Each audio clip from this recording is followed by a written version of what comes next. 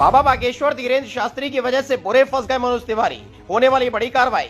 लपेटे में आ गए धीरेन्द्र शास्त्री। पटना में माहौल बनाने पहुंचे धीरेन्द्र शास्त्री। बीजेपी सांसद मनोज तिवारी बन गए ड्राइवर और तभी कर दी सबसे बड़ी गलती।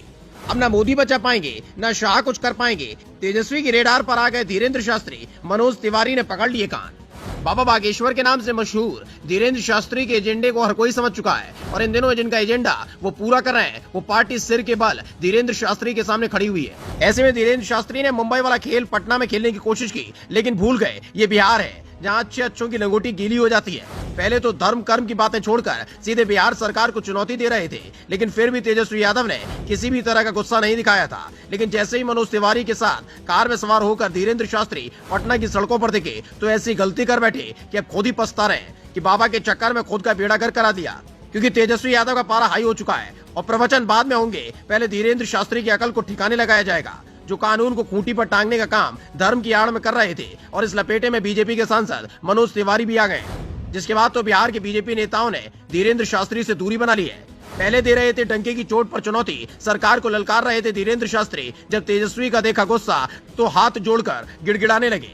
पिछले हफ्ते से बिहार की सियासत गरमाई हुई है, क्योंकि जो काम बिहार में बीजेपी के नेता नहीं कर पा रहे थे वो काम बाबा बागेश्वर के नाम से माहौल बनाने वाले धीरेन्द्र शास्त्री से करवाने की कोशिश की कि कम से कम धर्म के नाम पर लोग जब धीरेन्द्र शास्त्री के बहकावे में आएंगे तो बिहार में खेल कर लिया जाएगा। धीरेन्द्र शास्त्री भी बीजेपी के नेताओं के बहकावे में आ गए। जो गोल मुंबई में खिलाया था वही काम पटना में करने की कोशिश कर दी। मुंबई में तो रात के अंधेरे में लंगोटी उठाकर भागनी पड़ी थी, फिर बीजेपी की सरकार के भरोसे देश के कानून को चुनौती दी थी। लेकिन पटना में धीरेन्द्र शास्त्री की एक नहीं चली है, क्योंकि बिहार सरकार में मंत्री और लालू प्रसाद यादव के बेटे तेज प्रताप ने धीरेन्द्र शास्त्री की हरकत पर नाराजगी जताई थी कि अंधविश्वास और धर्म का मजाक बनाने वाले को पटना में कार्यक्रम करने की अनुमति नहीं दी जानी चाहिए। लेकिन जब हाथ जोड़कर गिड़गिड़ाया तो अनुमति मिल गई। इसे बीजेपी एक मौके के तौर पर ले रही थी। खुद बीजेपी के सांसद मनोज तिवारी बागेश्वर बाबा और धीरेन्द्र शास्त्री को कार में लेकर पटना की सड़कों पर निकल पड़े थे।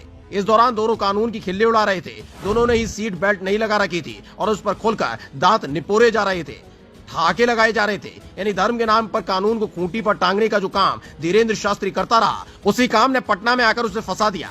लेकिन सबसे मजेदार बात यह रही कि इसमें मनोज तिवारी भी फंस गए, क्योंकि गाड़ी चलाते वक्त उन्होंने भी सीट बेल्ट नहीं लगा रखी थी। इसकी वीडियो सामने आते ही अब बड़ी कानूनी कार्रवाई की तैयारी हो गई है और हो सकता है कि प्रवचन से पहले धीरेन्द्र शास्त्री सरकारी मेहमान न बन जाए।